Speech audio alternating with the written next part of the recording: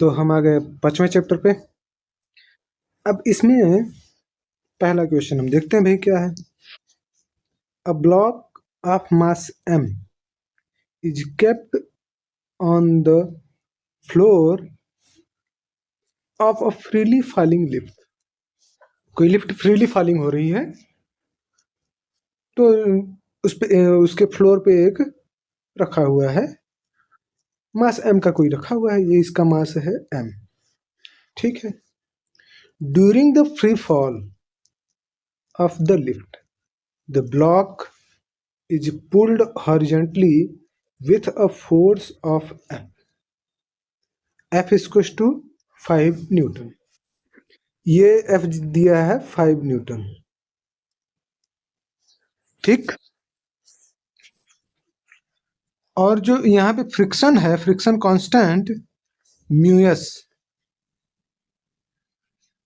Mu s कितना है? वह है 0.1।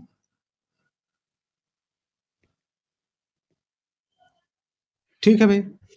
The frictional force on the block will be, तो ब्लॉक पे फ्रिक्शनल फोर्स कितना लगेगा? सबसे पहली बात यह है फ्री फॉल। फ्री फॉल में वेट हो जाता है 0, यानी mg इक्वल टू हो जाता है 0। अब हमें अगर फ्रिक्शन फोर्स देखना है, जो एफ एस होता है वो होता है म्यू एस एन, और एन होता है एम जी।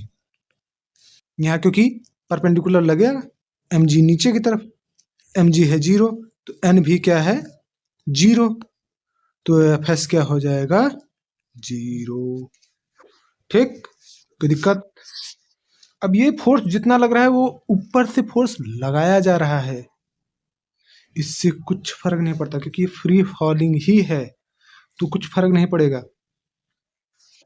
अब यहाँ पे जो पिछला प्रॉब्लम है वही पे कह रहा है, in if in previous problem an additional force F dash 100 newton is applied in vertical direction as shown in figure.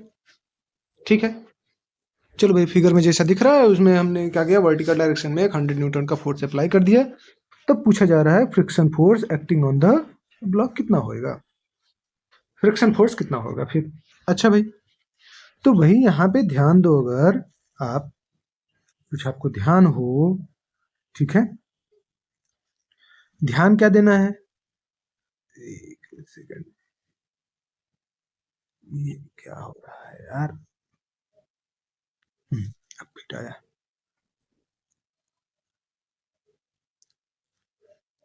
तो फ्रिक्शन फोर्स 100 न्यूटन है, लेकिन जो एन है वो तो अभी भी 0 ही है ना। ठीक है, वो भी क्या है? अभी भी 0 ही है, तो फ्रिक्शन फोर्स अभी भी 0 हो जाएगा।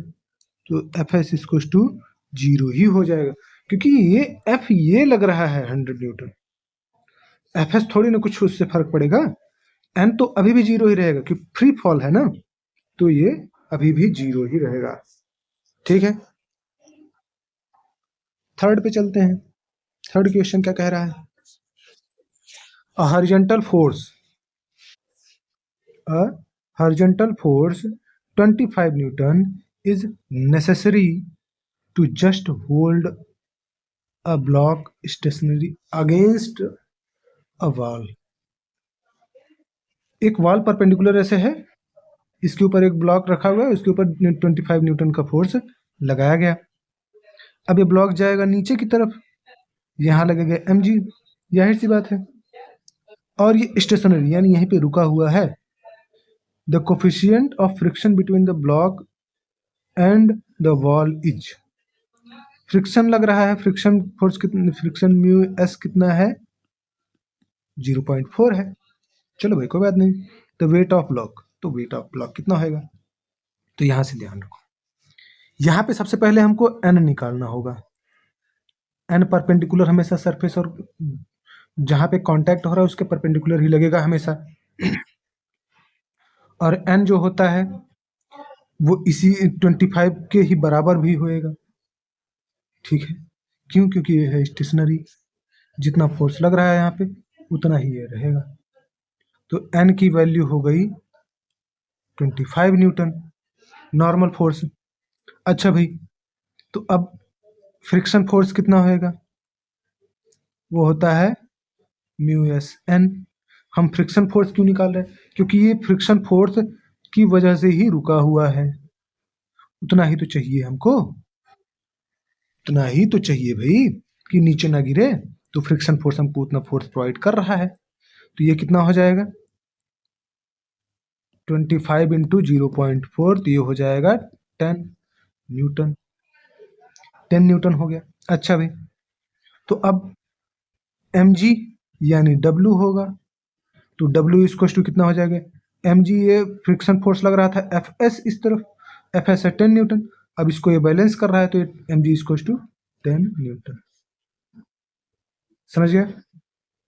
तो 10 न्यूटन इसका आंसर होगा। चलो भाई आगे चलते हैं। In the figure shown, the block of mass m is at rest relative to the weight of mass m। ठीक है, एक मास ये है, एक मास m है, वेज ये वाला वेज है, इसको वेज बोलते हैं, ये है मास m हमारा। ठीक है, ये वाला। And the wedge is at rest with respect to ground, this implies that. यह क्या बता क्या रहा है? चलो भाई, जो ये है रेस्ट पे यानी v इक्वल टू 0, तो भाई यहाँ पे ये जब रेस्ट पे है और ये भी रेस्ट पे ही है, क्योंकि यहाँ पे क्या है, relative rest ways of mass है। इसके रिस्पेक्ट में क्या है, इस जो वेज है ये वाला, इसके रिस्पेक्ट में क्या है, ये किस पे है? रेस्ट पे है, यानी ये भी इसकी वेलोसिटी क्या है? 0 पे है। अच्छा, जब 0 पे है तो यहाँ पे नीचे फोर्स लगेगा mg, और ये जो mg है ये इस तरफ लग रहा है, ठीक है, लेकिन ये रेस्ट पे है, तो ये जो फोर्स है ये लगेगा ऐसे, ये mg जो हो जाएगा हमारा इस तरीके से हो जाएगा, यहाँ पे थोड़ा सा गड़बड़ हो जाएगा, ये तरीके से नहीं जाएगा, ये mg इस तरफ हो जाएगा। ठीक है, तो और ये नॉर्मल फोर्सेस, तो वेज पे, वेज m पे जो लगाया गया शुद्ध बल होगा वो mg होगा। ठीक है, क्या हो जाएगा? Net force applied by m on m is mg। तो नेट फोर्स क्या लगेगा? परपेंडिकुलर mg लगेगा, इसका नहीं हम कह सकते। ठीक है, परपेंडिकुलर यहाँ पे हमने कह दिया है ऐसा, लेकिन जरूरी नहीं है कि ऐसा हो, ये यहाँ पे ऐसे भी आ सकता है। ठीक, हमारा नेट फोर्स लगेगा mg। ठीक है, बहुत सिंपल सा था यार, इसमें तो कुछ था ही नहीं, सीधे सीधे आंसर पे ही था इसमें तो। चलो इसको देखते हैं, इसमें तो काफी सिंपल है क्वेश्चंस। चलो, the given figure shows a wooden block at rest in equilibrium। ये रेस्ट पे है और इक्विलिब्रियम पे है। On a rough horizontal plane being acted upon by force F1। Acted upon by force F1 10 newton. कितना newton? 10 newton. ये है 10 Newton. F2 है कितना? 2 Newton. If F1 is removed, यानी इसको कर दिया हमने remove, the resultant force acting on the block will be. ठीक है, देखते हैं भाई, यहां से आपको लग सकता है कि नहीं ये 2 न्यूटन हो जाएगा, तो नहीं ऐसा नहीं होगा, बताते हैं अभी आपको। ये है इस कंडीशन में इक्विलिब्रियम पे है, तो ये है रफ सरफेस, यहाँ पे बोला है रफ सरफेस, यानी इसका फ्रिक्शनल कांस्टेंट होएगा, तो फ्रिक्शनल जिस तरफ फोर्स ज्यादा है उस तरफ हम लगा देते हैं, तो म्यूएस हो जाएगा, और ये लगेगा एफ एस। ठीक है, तो जो फोर्स रहेगा नेट फोर्स वो तो 0 रहेगा, क्योंकि इक्विलिब्रियम की कंडीशन ही यही होती है। तो F1 प्लस F2, ठीक है, F1 plus F2 vector form में प्लस Fs इक्वल टू 0। तो F1 है 10 न्यूटन, F2 माइनस में है अपोजिट डायरेक्शन में, तो 2 न्यूटन। और Fs भी ये की भी क्या है, निगेटिव डायरेक्शन में Fs है, तो ये Fs इक्वल टू 0। तो Fs इक्वल टू 8 न्यूटन आया। चलो भाई, ये 8 न्यूटन आया तो आपको लगेगा कि 8 न्यूटन आंसर है, नहीं। अब इसको रिमूव कर दिया, ये नेट फोर्स जो है यानी फ्रिक्शनल फोर्स वो है 8 न्यूटन। जब तक 8 न्यूटन से ज़्यादा फोर्स नहीं मिलेगा ये स्टेशनरी ही रहेगा, ये इक्विलिब्रियम पे ही रहेगा। अब उसके नीचे कितना भी फोर्स लगाओ उससे कोई फर्क नहीं पड़ेगा, नेट फोर्स 0 ही माना जाएगा क्योंकि ये इक्विलिब्रियम पे ही रहेगा।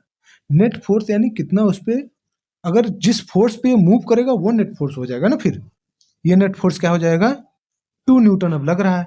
अब 2 न्यूटन क्या है, 8 से छोटा ही है ना, 8 से क्या है, छोटा ही तो है ये 2 न्यूटन। एक मिनट, ये 2 न्यूटन तो छोटा ही है ना 8 न्यूटन से, 8 न्यूटन तो बड़ा हो गया, यानी वो 0 न्यूटन फोर्स रहेगा।